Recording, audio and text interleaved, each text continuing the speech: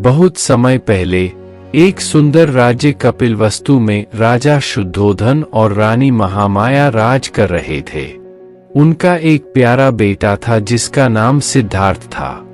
राजा शुद्धोधन ने सपने में देखा कि उनका बेटा बड़ा होकर एक महान सन्यासी बनेगा या फिर एक शक्तिशाली राजा। क्या सपने को देखकर वे खुशी से भर गए हैं? सिद्धार्थ का जन्म एक सुंदर मंगलवार को हुआ।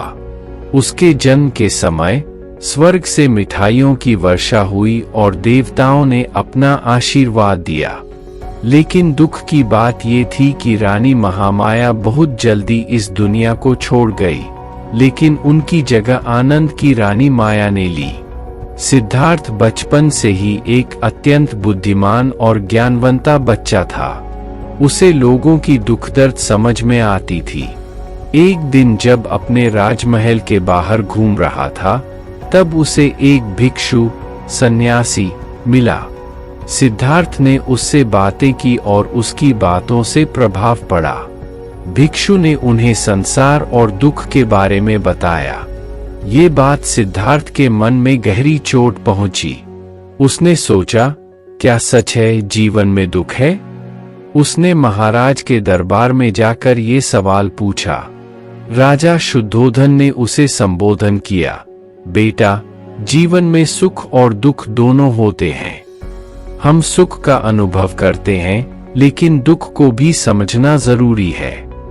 सिद्धार्थ को ये जवाब समझ नहीं आया।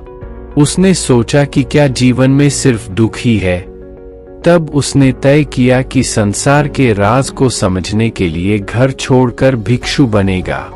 राजा शुद्धोधन, माया और आनंद की रानी माया को इस बात का दुख हुआ, लेकिन वे उसके निर्णय को समझ गए।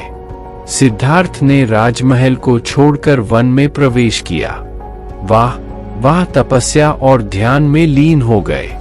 सिद्धार्थ की तपस्या का प्रभाव देखकर अनेक लोग उनके शिष्य बन गए।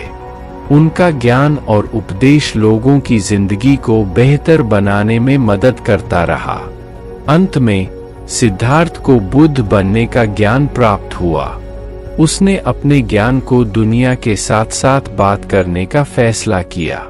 उसने सारनाथ में अपना प्रथम उपदेश दिया, जैसे धर्मचक्र प्रवर्तन कहते हैं। उसने लोगों को सच्चाई और अहिंसा की दिशा में मार्गदर्शन दिया।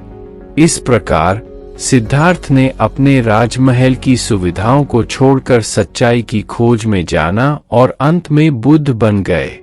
उसकी बाल कहानी, जिसे आज भी याद किया जाता है, जीवन में सच्चाई और अंतरात्मा की खोज में प्रेरित होती है। ये कहानी हमें दिखती है कि जीवन में असली सुख और ज्ञान अपने आप को समझ में आता है, और ये सभी हमें खुद के अंदर ही मिलता है। सिद्धार्थ का सफर, जिसे बुद्ध बनने तक किया गया, हमें दिखता है कि अंत में सच्चाई का प्रकाश हमेशा जीत जाता है।